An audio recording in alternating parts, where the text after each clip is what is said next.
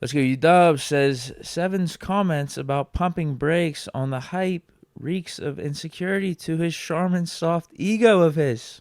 Ooh, I'm gonna let you get that way. That's your man. I don't want that one. Uh, What they talking about, Deke? Because I actually don't know. I really don't. so I didn't hear what he said. I saw a headline based off what he said. And it did involve the words pumping brakes on the Steelers hype right now are being 6-2 because we still got AFC North games coming out, like matches against better teams, higher quality opponents. Like, let's see how we look against Ravens. Let's see how we look against Chiefs, like that type of stuff. So that's kind of the gist of the comments. How'd that make you feel? Listen. Me and Seven don't have to agree on everything. Are you saying that this is something that you and Seven do not agree upon? It's just for clarification. I mean, in a way, he's right, but I don't think it's like this grand take or like this hot take or anything. Yeah, we got to see how this team plays against better opponents. Like, yeah. Right? That's just straight up fact. But at the same time, I do think we're legit. Like, I do think we deserve to be hyped right now. Mm-hmm. We deserve, as fans, we deserve to be feeling good about this team, that we're legit contenders, can go on a deep playoff run because of how Russell Wilson's playing. Mm-hmm. So, yeah, I wouldn't necessarily. I wouldn't necessarily agree with the. I don't know. What would you say, the reasoning behind the take? Because there's the take again. The take just on the surface, like, I don't think anyone can disagree with that. We gotta see how we look going against the Ravens, some of these better teams. Yeah, that's gonna be even a bigger test for us. Yeah, and where we stand. But I feel good about where we stand right now. Here we go. I like it, man. In all seriousness, man, I don't think that Seven's comments are out of pocket. I get how we could go down that path, though. 100%, I definitely do. But if we're just clearly talking from a non-biased football perspective, he is accurate. But we would say that at any portion of the season. Week 1, we weren't talking about, oh, these games don't matter because these are the layups, these are the easy games. Nah, we're saying, yo, you better go out here and focus and lock in and get this victory. You better get this win. Like, this what matters because of the next one. We understand that, man. But yes. I think if anything, the more that I think about it, he's doing right by Steeler Nation by trying to humble us so we don't feed into the hype too much and I would only believe ask too you, much of this stuff. I would right? only my only thing get is too this, high. Deke, this my I only thing with you, saying. Deke. I get what he's doing right Deke, now. if I hadn't been doing this show with you for so long and have seen how you come in here and react when people say certain things, if I hadn't had that much information, then I would go right there with you, Deke. Yes, but unfortunately, Deke, I've seen you way too many times when people have spoken not so nicely about the squad. Yeah. You don't take that. But I get it. The messenger in this situation is your guy. That's why I asked you, how did you feel? Because it's your guy. And I know you're kind of torn. Yeah, I'm like, if this was NFL.com, you'd be over here cursing. If this was PFF, you'd be cursing. If this was a Ravens network, if this was Kenny Pickett that said this, bro, it's way you emptying the chopper. You I already know this. Matt Canada caught multiple strays and he ain't even done nothing in the past 2 games. I already know. I got you. But like I said, it's a man. That's why. So, yo, how you feel about it? As long as you feel good about it, I ain't tripping. But you cleared. You say, yo, we don't have to agree on everything. So that's all right. We good. Well, the other part of it too is probably how he said it. I ain't hear you got to hear the tone in his voice. You got to hear how it's being brought up in the conversation. I didn't either, but I know that's what kind of like the headline is. Now, I'm gonna just ask you, what do you make of the people going down the rabbit hole of, well, he said that he didn't want Russ out there, that we should have stuck with Justin Fields. Now Russ done cooked for 2 games. Now he said, yo, pump the brakes. No, I think he's been complimenting Russ a lot. That's what that has definitely been that's the other underline what they tried to say. I think honestly, I don't think it's Seven that. is looking out for the that. team right now. I think by him saying this, he's telling the team, lock in. Like, let's not forget, we're doing good right now. 6-2, we're riding high. We got a tough stretch in the second half. We still got to lock in. We still got a bunch of games to be played here. Let's not call ourselves champs or AFC North champs right now or anything. Like we got a ton of games to be played. I think that's what he's doing, actually. Hey, I think he's doing right by the Steelers here. However you got to say it, he's man. He's doing the right thing. Hey, whatever it works, however it works for you, because you're the consumer. You're you respect that part. So if that's how you are perceiving it, then that's how you perceive it. Then I ain't tripping that bad. That's your yeah. I like the squad though right now. I feel real confident about the team, man. I think we're in a great place right now, man. Oh, I do too. I mean, if Russell Wilson's playing like this, we can have some hiccups on defense. We could have some penalties. We could have a snafu or two on special teams, even though we haven't had a snafu on special teams in forever. Mm-hmm. Special teams has been awesome.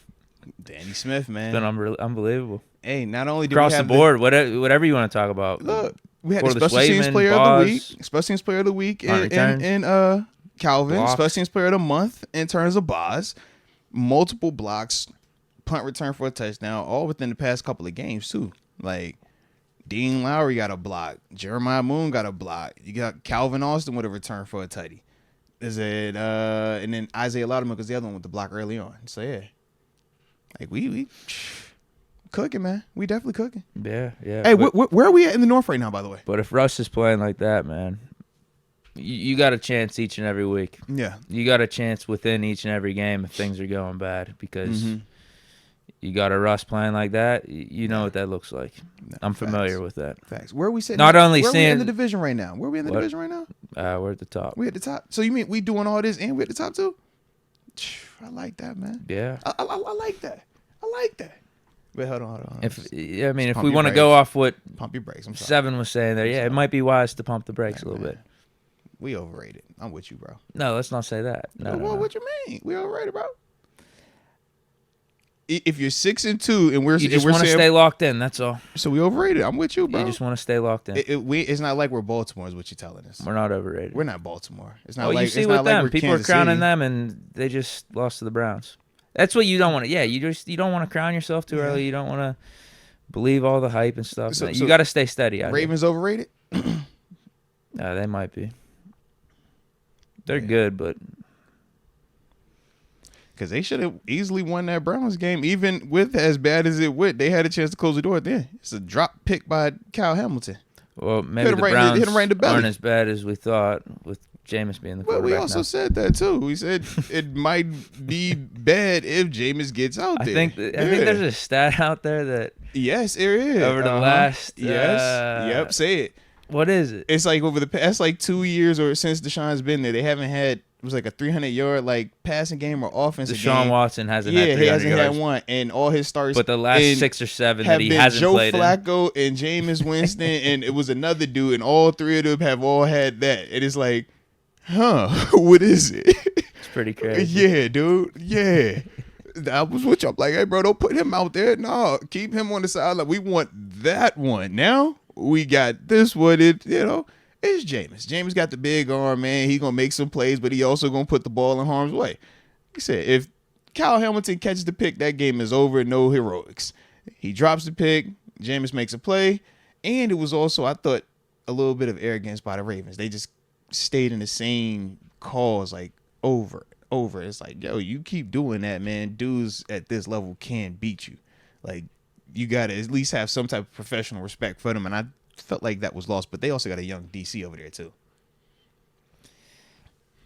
Like I said, I think Seven's comment is a smart approach. Shout out to Seven. I think it's a smart approach. I think that's the mentality the team should have, because you go back to earlier in the season, we're 3-0, and everyone is talking us up, and you saw in the Colts game, I remember didn't look right early on. It looked like we believed a bunch of the hype and didn't have to go out there and actually play the game. Seven is on to something. Because you're right. At that point, people were saying we should trade Russ. People were also saying we should trade Highsmith. I remember, you're right. You definitely right. Shout out to Seven, bro. Shout out everybody. Take heed to what Seven is saying, man. Please. What does that have to do with Seven's comments? Because if we wouldn't have pumped the brakes then, we would have traded both Russ and Highsmith, and we wouldn't be benefiting from these dudes now. But Seven as a whole, he's speaking globally, saying as we continue to keep having success, we got to just pump the brakes a little bit. No, like, I do. Yeah, don't I go do overboard, think there is a truth. because we be going to what overboard he's at saying. times. Right, yeah, right, we go overboard at times. Right. I think there's a truth to what he's saying. It's almost just like a warning. Yeah, he's like, hey, take heed. Remember, he went 11-0 one time. Yeah, and we saw how everything shifted. So he's speaking from experience. There's like, wisdom in what he's saying, but I actually do think we are deserving of the hype. I feel really good about the squad. Russ is playing awesome, but at the same time, both like, things can be true. Both things can be true. What is that? What good does that do you to hype up yourselves in the middle of the season or believe the hype about yourself in the middle of the season? It doesn't do you any good. Technically, they're not. Let's hope so. Let's hope so. Their players showing. I'm just looking at the play. The players proving that whether it's been Justin Fields or Russ, they have been constant, right? In terms of the teams, the identity, the physicality, the production. Whether we're talking about leadership, right? When Justin Fields out there was a certain level of leadership. Russ out there different, but leadership is still there. When you heard them saying, hey, there isn't any tension between me and between Russ and Fields, these dudes are locked in. And you still would kind of have this underline, well, what if he isn't? What if he gets pissed? What if that happens? Is he going to ask for a trade? Da-da-da-da-da. And you see them two dudes on the sideline after every day going series sitting right next to each other. We ain't seen that in a couple years, have we? Sitting right next to each other, arm around him, like, yo, let me talk to you. Let me show you what I'm saying. Fields was a little happier this time. Both. When the last time we seen QB1 and QB2 for the Pittsburgh Steelers sitting next to each other on the bench, happy as heck, chumming it up, talking through stuff like that, man? Yeah. I think there was a time or two with Big Ben and Mason, right? You see how long ago you just said? That was when Ben had You see the how long ago you just said? arm surgery, though, right? Yeah, that was when he was hurt. And they were saying he was unplugging Randy Fichtner's headset. Yeah, that was that time frame, I think man. Seven had some play calls that game. Yeah. So it's been a minute, man. But their actions are showing us that, yo, these dudes are locked in. These dudes do have a great relationship. And we do have great leadership top down from both Russ and Fields. And they're humble as heck towards each other. So with the humility, the egos removed, it's allowing everybody within, that roster to kind of, follow their lead. Because if those two dudes were at odds, or if it was awkward, the team is going to feel that and the player is going to reflect that. But right now, we're seeing good dynamic between them, man. So I think, like, as a whole, we're in a good spot. Yeah, and I don't think Russ is going to let up. I think Russ is going to make sure this offense is staying on their P's and Q's. Mm-hmm. No, I don't think he doesn't have much influence on the defense, but still the defense can feed off that type of stuff if the offense is continuing with this momentum. Because I don't know, I just feel like Russ, that's the type of dude he is. Going back to Seattle, obviously he's got that elite play, that experience from there, but with the little stint in Denver and what he's been through the last couple of years and where he's at right now, I just think he has to have that mentality of you can't take anything for granted. It's game in, game out, play in, play out.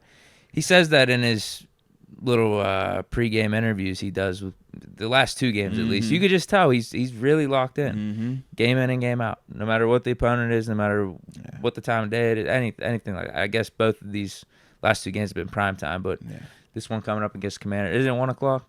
I feel like he's just going to have the same mindset, even keel, the same exact approach. Yeah.